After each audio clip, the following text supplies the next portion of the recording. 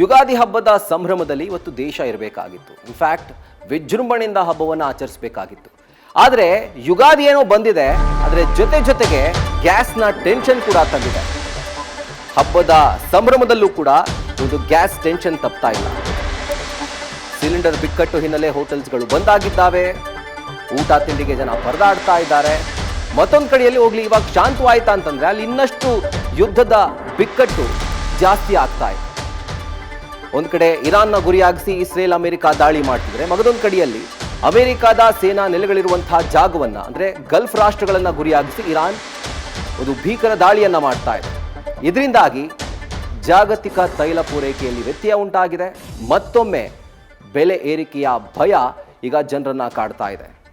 ಇದರಲ್ಲಿ ಗಮನಿಸಬೇಕು, ಈಗ ಮತ್ತೊಂದು ಹಂತಕ್ಕೆ ಹೋಗಿದೆ ಯುದ್ಧ. ಯಾಕೆ ಅಂತಂದ್ರೆ ಈಗ ಎಷ್ಟೋ ಸೇನಾ ನೆಲೆಗಳನ್ನು ಧ್ವಂಸ ಮಾಡಿದ ನಂತರ ಎರಡೂ ಕಡೆಯ ರಾಷ್ಟ್ರಗಳು ಈಗ ತೈಲ ಟ್ಯಾಂಕರ್ಗಳನ್ನು, ಅದರ ಜೊತೆಗೆ ಎಲ್ಲೆಲ್ಲಿ ತೈಲವನ್ನು ಉತ್ಪಾದನೆ ಮಾಡುತ್ತೋ ಆ ಘಟಕಗಳನ್ನು ಗುರಿಯಾಗಿಸಿ ಈಗ ಇಸ್ರೇಲ್ ಅಮೆರಿಕ ದಾಳಿ ಮಾಡ್ತಿದ್ರೆ, ಮಗದೊಂದು ಕಡೆಯಲ್ಲಿ ಗಲ್ಫ್ ರಾಷ್ಟ್ರಗಳಿರುವಂಥ ದೊಡ್ಡ ದೊಡ್ಡ ತೈಲ ಘಟಕಗಳನ್ನು ಗುರಿಯಾಗಿಸಿ ಇರಾನ್ ದಾಳಿಯನ್ನು ಮಾಡ್ತಾ ಇದೆ. ಸೊ ಮೊದಲೇ ಮಧ್ಯಪ್ರಾಚ್ಯದ ಯುದ್ಧದಿಂದಾಗಿ ತೈಲ ಬೆಲೆ ಏರಿಕೆಯನ್ನ ಕಂಡಿತ್ತು. ಈಗ ತೈಲ ಘಟಕಗಳ ಮೇಲೇ ದಾಳಿ ಆಗ್ತಾ ಇರೋದ್ರಿಂದ ಮತ್ತಷ್ಟು ಬೆಲೆ ಏರಿಕೆ ಆಗುವಂಥ ಸಾಧ್ಯತೆ ಈಗ ದಟ್ಟವಾಗಿ ಗೋಚರಿಸ್ತಾ ಇದೆ. ಸೊ ಹಬ್ಬದ ಸಂಭ್ರಮದಲ್ಲಿ ತಮಗೆ ಬೇಕಾದಂಥ ವೆರೈಟಿ ಅಡುಗೆಗಳನ್ನು ಮಾಡಿಕೊಂಡು, ಒಬ್ಬಟ್ಟನ್ನು ಮಾಡಿಕೊಂಡು ಮನೆಯವ್ರ ಜೊತೆ ಕೂತು ತಿಂದು ಹಬ್ಬವನ್ನು ಆಚರಿಸಬೇಕಾಗಿದ್ದಂಥ ಕುಟುಂಬಗಳು ಈಗ ಗ್ಯಾಸೇ ಇಲ್ಲದೆ ಈ ಕಡೆ ಹೋಟೆಲ್ಗೂ ಹೋದರೂ ಕೂಡ ಆಹಾರ ಸಿಗದಿರುವಂತಹ ಪರಿಸ್ಥಿತಿಯಿಂದ ಈಗ ಬಸವಳಿದು ಹೋಗ್ಬಿಟ್ಟಿದ್ದಾವೆ.